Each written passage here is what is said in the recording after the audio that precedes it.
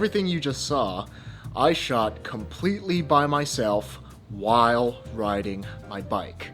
I didn't have two guys on a motorcycle following and shooting me.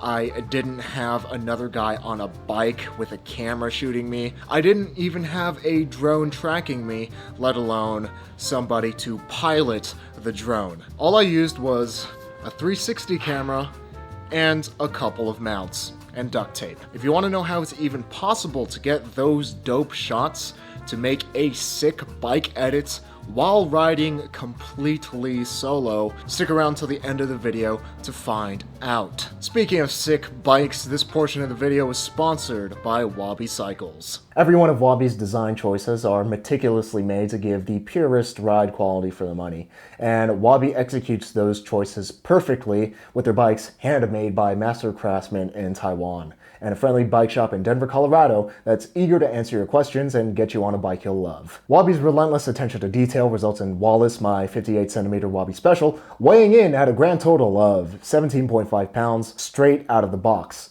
That's well under 20 pounds for a stock bike with completely steel, lugged frame set, and no carbon components. And that weight isn't just for quoting and impressing other cyclists though, it results in the best riding experience that I've ever had with a snappy and lively ride quality that only top tier steel can bring. That pure fun makes it easy for me to ride my Wabi Special as my only bike. If you're looking for a bike that puts an end to your search for the perfect bike, consider checking out Wabi Cycles linked at the top of the description, as it really is the closest thing that I've ridden to a perfect bike. Super quick, according to my YouTube stats, about 58% of you guys watching this video right now aren't actually subscribed to the channel. So if you find that you like this video, do yourself a favor, hit that like button, hit that subscribe button and the bell notification so you can watch more fixed gear and cycling videos just like this one. Subscribing is totally free and you can unsubscribe at any time. The dream for every single action camera is to have a camera that can capture all those awesome moments reliably from a sick angle without getting in the way of what you're actually doing. That's where a camera like the Insta360 One X2 comes in. They're not sponsoring the video or anything, they just sent this to me and I tested it out and I happen to really like it. This is coming really close to becoming the dream action camera because it can get third-person shots without the need to have a third person, especially important these days. This thing can get some impossible looking shots. Like any other piece of gear, it's not perfect. I'm not going to go through all the headaches that I have with this thing now, but it's so unique that I find myself always gravitating towards it and just working out the headaches myself because nothing else can get those types of shots for me that easily. For these first few shots, I am literally just holding the camera on a selfie stick, and it looks like I'm getting some pretty sweet third-person angles. So first up, let's talk about the handheld shots that you can get with a 360 camera. It's super easy to get these handheld shots because you don't have to make sure that things are framed up correctly. It's shooting everything around it. It's always framed up correctly. You can get a pretty decent amount of shots just with the selfie stick.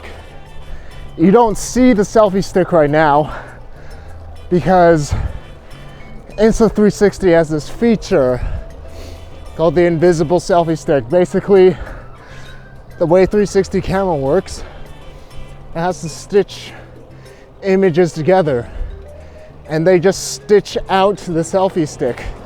So it looks like there's just this floating camera that's following me. The benefit of handheld is that you can use it to capture the action while also talking to the camera and showing your face. It gives a better connection with the audience, I feel. It rained a bit, so it's kind of sketchy right now. And you can just see me existing in the surroundings rather than just a shot where you're like a baby on my chest. I just prefer this better. Excellent for talking. Angle right here. Another great angle, having it out to the side. I just stick my arm out and I have a tracking shot that would traditionally need at least one other camera operator, maybe even someone to drive a motorcycle. Of course, the drawback of relying so heavily on these angles, that's just handheld. If you need to do some heavier riding, if you need both of your hands for whatever reason, you're kind of limited in that department.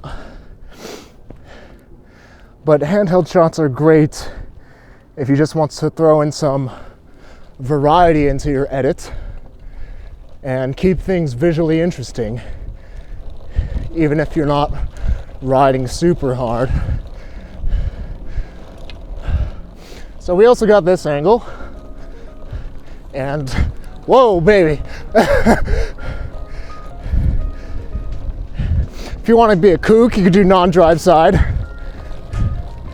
And pretty much anywhere that you want to just stick the camera, you can get an angle. One I like is the crank view.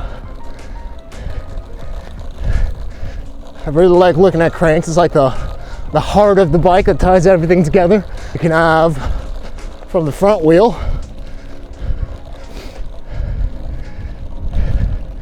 and from the rear wheel. Particularly cool on a fixed gear. But what if you want to use both your hands for riding? You want to really capture the action and you don't really want the filming of the ride to get in the way of the ride itself. Because obviously a huge drawback, I cannot ride nearly as hard as I normally do with the camera in my hand. I'm focused on talking, I'm focused on not hitting things with the camera. I only got one hand to ride. It's not ideal, but hell if it looks cool. And you know what else looks cool?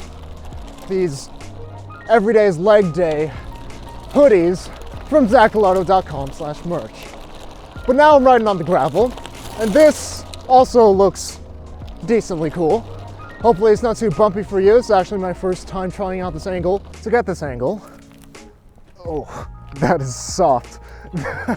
Come on legs. I literally just duct taped a selfie stick to my bike. It's not the most elegant solution. It doesn't look the best. And at the very least, it's able to get me this third-person angle that would look impossible if not for the 360-degree view.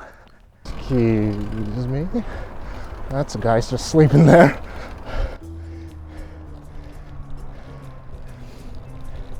And this, hopefully it's not too bumpy again, but this frees up with my hands. The camera, holy crap, it's still on. The camera and shooting this video isn't terribly getting in the way of my enjoyment of this ride. And that is the dream for every action camera. Oh damn, we're going. That's a bunch of rocks. Holy crap. Almost flipped myself over. I'm new to this track lacrosse thing, as you can tell. Now, I know you may be thinking, Zach isn't duct taping your fancy $500 camera to the front or rear of a top tube. Kinda sketch. And yeah, you'd be right. Luckily, Insta360 has a couple mount options that gets a similar angle if you want to buy the proper mounts for it. Right now, I'm using the handlebar mount, which is the same as GoPro's attachment, with what they call their unicorn mount. So I attach that unicorn mount to the handlebar mount. I got a bit more extension going on, so it can keep that wide enough angle to have me completely in view as I'm riding my bike. And again, this is one of those angles that looks impossible if you don't know how it's done. And the fact that we can get this while riding solo just makes me really excited for the future of bike videos. Lastly are the wearable mounts. Of course, with the Insta360, you got your regular old chest mount that we've all come to know and love, compatible with all the GoPro mounts. Get that first person chest shot view with the handlebars. It's all good. But my favorite mount, hi doggy, my favorite mount that is new to the 360 cameras that I've seen is this wrestler belt antenna contraption. It looks super dorky, but the angle that it gets, it makes me not care how dorky it looks, just because you can get this third person angle, make you look like you're straight out of a video game, like you're playing GTA and just stole a bike, and you still have use of both of your hands. It's super cool. The problem with this mount,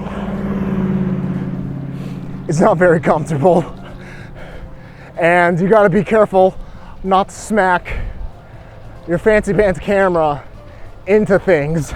It's kind of hard to tell where it is, but I just love this angle so much that I'm willing to put up with that. And with those 10 pretty sweet camera angles, now hopefully you can be on your way to making your first or your next sick fixed gear edit. Remember to check out the Insta360 One X2 in the description if you want to try these angles out. And Fixie famous shoutouts to Stand Strong 108, Ryan Witt, Eric Avalo, Gio Dezera, Julian Corona, and Zane Kolnick for help to make these fixed gear videos possible through their support on Patreon. And of course, life is short, but don't make it shorter. Ride your bike every day to be reasonably dangerous.